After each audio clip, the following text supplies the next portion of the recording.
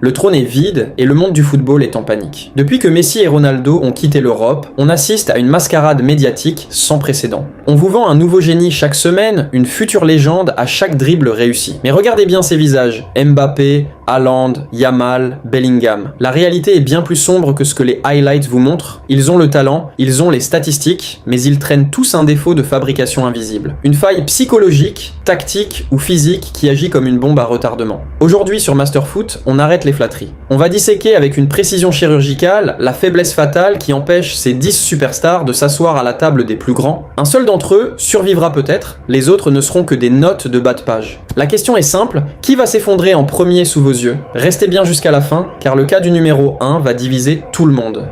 À seulement 17 ans, Lamine Yamal ne joue plus au football pour le plaisir. Il porte le poids d'une institution catalane en ruine et l'espoir d'une nation entière. Le problème majeur, on le traite comme un produit fini, un Messi 2.0, alors qu'il n'a même pas fini sa croissance osseuse. On le juge sur les standards d'un septuple ballon d'or, alors qu'il devrait encore être en train de faire des erreurs en équipe de jeunes. Cette pression ne teste pas son talent, elle siphonne son identité profonde. Chaque match sans un éclair de génie est désormais vécu comme une tragédie nationale, un signe de déclin prématuré. Lamine Yamal n'a pas le droit à l'adolescence. Est-ce qu'un être humain peut réellement supporter 15 ans de cette exigence inhumaine sans exploser physiquement ou mentalement avant ses 21 ans? Dites-moi en commentaire, est-ce qu'on est en train de sacrifier sa carrière pour quelques clics et un peu d'espoir à court terme? Kylian Mbappé est déjà une légende statistique, c'est un fait. Mais il est enfermé dans la malédiction du normal. Marquer 40 buts par saison n'est plus un exploit. C'est devenu une exigence banale. Un triplé, c'est attendu. Un match sans marquer, c'est une crise diplomatique mondiale. Le problème de Kylian, c'est qu'il ne joue plus contre des défenseurs de chair et d'os, il joue contre un fantôme numérique. La projection de perfection absolue que le public exige de lui chaque seconde. Cette attention toxique qu'il a lui-même alimentée transforme ses moindres faits et gestes en débat d'état. À force de vouloir être le visage exclusif du football mondial, il est devenu sa cible la plus facile. Peut-il rester au sommet de son art alors que le monde entier attend la moindre seconde de faiblesse pour hurler à l'imposture et au déclin? Est-ce que son ego est son moteur ou son propre bourreau? Erling Haaland est une anomalie de la nature, une machine à broyer les records de la Premier League. Mais derrière les chiffres se cache le joueur le plus dépendant de cette liste. Sa faille, son implication quasi nulle dans la création, Haaland est un prédateur pur, mais un prédateur qui a besoin qu'on lui amène sa proie sur un plateau d'argent. Si le milieu de terrain adverse coupe les lignes de transmission, Haaland devient un fantôme, un spectateur privilégié à 100 millions d'euros. Contrairement à un Benzema, un Suarez ou un Harry Kane qui dictent le tempo et créent des espaces, Haaland subit le match dès qu'il ne marque pas. Sa survie au sommet dépend d'une évolution technique radicale. S'il ne devient pas un créateur, il sera oublié dès que sa pointe de vitesse déclinera. Est-ce qu'un joueur qui touche moins de 15 ballons par match peut vraiment prétendre au titre de GOAT?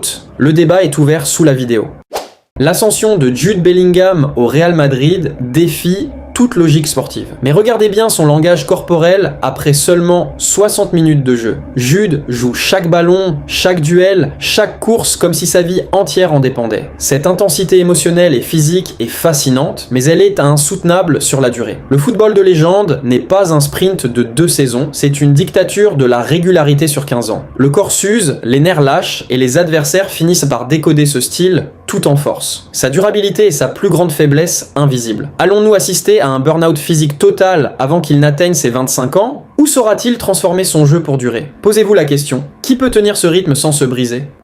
Vinicius est l'arme de destruction massive du Real Madrid, mais il est aussi son propre frein à main. Sa faille majeure n'est pas technique, elle est psychologique. C'est le manque de composure. Les défenseurs du monde entier ont trouvé la faille. Provoquez-le, bousculez-le, et Vinicius sortira de son match pour entrer dans une guerre personnelle contre l'arbitre, le public ou l'adversaire. La ligne entre la passion saine et le théâtre autodestructeur est devenue trop mince. Un futur GOAT doit être un tueur froid, une machine impénétrable comme l'était Cristiano Ronaldo sous la pluie d'insultes. Si Vini ne gagne pas cette guerre contre ses propres démons, il restera un joueur de séquence, un éternel provocateur qui n'aura jamais le respect universel des légendes. Est-il trop instable pour porter la couronne? Je veux voir vos avis en commentaire.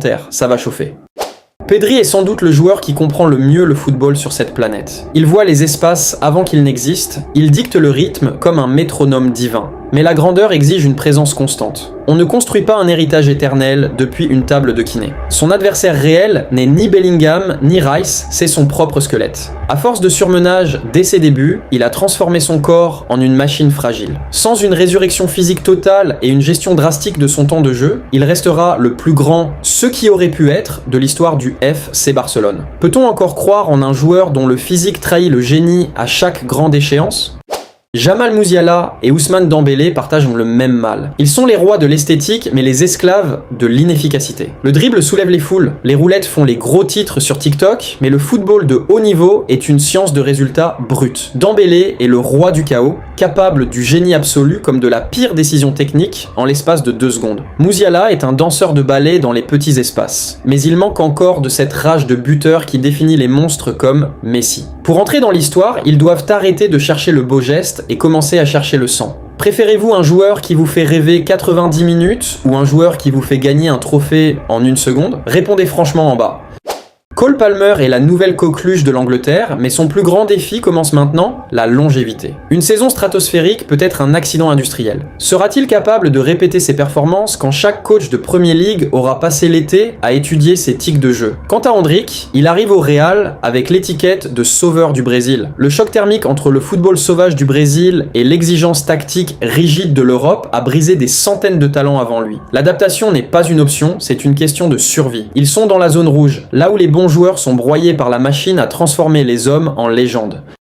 Le talent n'est que le ticket d'entrée dans le stade. Ce qui sépare un très bon joueur d'un GOAT, c'est la capacité brutale à identifier sa propre faiblesse et à l'éliminer. Mbappé, Haaland, Yamal, statistiquement, la moitié de cette liste va échouer. L'un d'entre eux va finir dans l'oubli à cause d'une blessure, d'un ego trop gros ou d'un manque de sérieux. Alors, on va se mouiller. Selon vous, lequel n'aura jamais le ballon d'or à cause de son défaut ? Est-ce que Mbappé est déjà en train de décliner ? Est-ce que Haaland est une fraude tactique ? Lâchez vos meilleures analyses dans les commentaires, on va débattre de tout ça. Si vous voulez des analyses qui disent la vérité sans trembler, abonnez-vous à Masterfoot et rejoignez la communauté. On ne vous donne pas ce que vous voulez entendre, on vous donne ce que le terrain crie. À la prochaine pour un nouveau massacre tactique.